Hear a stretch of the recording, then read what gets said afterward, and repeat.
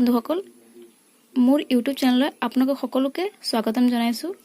আজি মই লৈ আহিছো আসাম টেট কুৱেশ্যন পেপাৰ ইয়াৰ 2012 সাবজেক্ট ইংলিছৰ কিছুমান কুৱেশ্যন আছিলে, তাৰে মই উত্তৰবোৰ বিচাৰি লৈ আহিছো, যোনটো আপোনাৰ বাবে বহুত সুবিধাজনক হ'ব অহা 2019 বৰ্ষৰ টেট এক্সামৰ বাবে।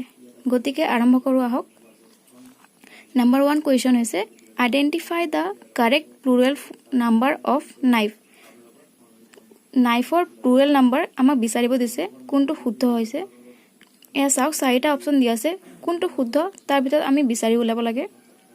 এয়া শুদ্ধ উত্তৰটো হৈছে KNIVES knives, কিয়নো এয়া চাওক KNI পিছফালে আছে FE। যদি FE বা F থাকে, চাওক মই ইয়াত লিখি দিছো, যদি FE বা F থাকিলে F গোপন হৈ যায় আৰু তাৰ ঠাইত VES বহে। গতিকে চাওকচোন আপুনি KNIFE আছে, FE টো আঁতৰি গ'ল আৰু FE ঠাইত কি বহিল VES। গতিকে C নম্বৰ হ'ব কাৰেক্ট এনসাৰ। গতিকে আহকচোন নেক্সট কুৱেশ্যনলৈ আগবাঢ়িছো। 2 number fill in the blank with the correct spelling of work given as option. Correct spelling আমাক বহাব লাগে, যোনটো অপচন লিখা হৈছে।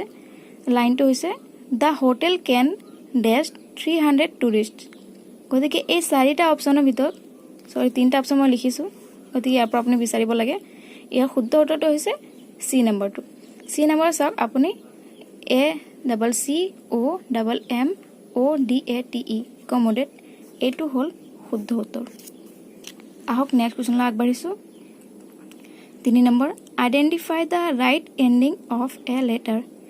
আমি যিকোনো এটা লেটাৰ লিখিব সময়ত শেষৰ ফালে আমি কেনেকৈ এন্ডিং কৰোঁ, সেইটো কোনটো শুদ্ধ সেইটো আমাক লিখিব লাগে। গতিকে ইয়াৰ ভিতৰত কোনটো শুদ্ধ আপোনালোকে বিচাৰি ওলাব পাৰিব। ইয়াতো গোটেইখিনি সেমে আছে, কিন্তু অলপ বেলেগ। গতিকে ইয়াৰ শুদ্ধ উত্তৰটো হ'ব yours faithfully। এয়া চাওক আৰৰ পিছত কমা হ'ব আৰু লগতে S, yours faithfully। আহক নেক্সট কুৱেশ্যনলৈ আগবাঢ়িছো। নম্বৰ কুৱেশ্যন হৈছে Identify the odd word from the following. ইয়াৰ ভিতৰত কোনটো odd word সেইটো বিচাৰি উলিয়াব লাগে। এ নম্বৰ হৈছে audible, noisy, loud, silent। ইয়াৰ ভিতৰত odd নম্বৰ হৈছে silent। ইয়াৰ ভিতৰত মানে সবতকৈ বেলেগ। নেক্সট কুৱেশ্যনলৈ আগবাঢ়িছো। Which one is not correct about lesson plan? কোনটো শুদ্ধ নহয় তাৰ বিষয়ে আমাক ক'ব লাগে, কোনটো অপচন আমাৰ শুদ্ধ নহয়। নাম্বাৰ এ হৈছে lesson plan is not needed for experienced teacher. Lesson plan is needed for all kind of teacher. Lesson plan specifies the teaching point. Lesson plan guided the teacher to follow the steps in teaching a lesson. গতিকে ইয়াৰ ভিতৰত কোনটো শুদ্ধ নহয়, এ নম্বৰটো চাওকচোন আপোনালোকে। Lesson plan is not needed for experienced teacher.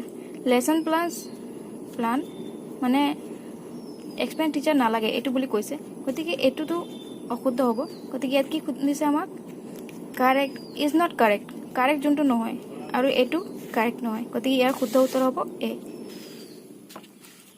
Next কুৱেশ্যনলৈ আগবাঢ়িছো। Choose the correct option of determiners.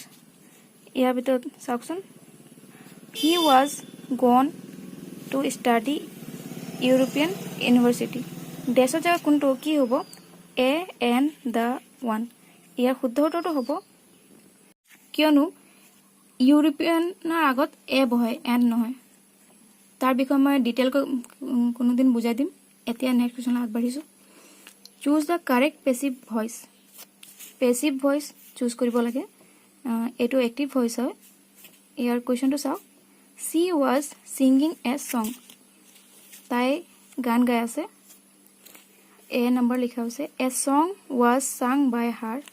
B a song has been sung by her. A song was being sung by her. A song is being sung by her. গতিকে ইয়াৰ শুদ্ধ উত্তৰটো হ'ব C, a song was being sung by her. Next কুৱেশ্যনলৈ আগবাঢ়িছো। Question হৈছে choose the correct sentence. ইয়াৰ ভিতৰত কাৰেক্ট চেণ্টেন্সটো আমাক বিচাৰি উলিয়াব লাগে। এ নম্বৰটো চাওকচোন what you name, B what's your name, C what's your name, D what's your name. এই তিনিটা দেখাত একে যেন লাগে, সেইকাৰণে আপোনালোক কনফিউজ নহ'ব। ইয়াৰ শুদ্ধ উত্তৰটো হ'ব হোৱাটছ ইয়ৰ নেম, তোমাৰ নাম কি। গতিকে হোৱাট টি আছে, তাৰ পিছতহে কমা লাগিব, এছৰ পিছত কমা নহয়, টিৰ পিছত কমা। এইটো হ'ব বি নম্বৰ এনচাৰ হ'ব আমাৰ শুদ্ধ উত্তৰ হোৱাটছ ইয়ৰ নেম, বি হ'ব। নেক্সট কুৱেশ্যনলৈ আগবাঢ়িছোঁ। Fill in the blank we dash go out early in the morning tomorrow। ইয়াৰ শুদ্ধ উত্তৰটো হ'ব উইল নট, কিয়নো এইটো টুমৰো দি আছে, টুমৰো মানে অহাকালি, অহাকালি ফিউচাৰ টেন্সত হ'ব, গতিকে ইয়াৰ এনচাৰ হ'ব উইল নট। থেংক ইউ বন্ধুসকল, যদি আপোনালোকৰ মোৰ ভিডিঅ'টো চাই ভাল লাগে তেনেহ'লে লাইক কৰক, ছাবস্ক্ৰাইব কৰক আৰু শ্বেয়াৰ কৰক। Thank U.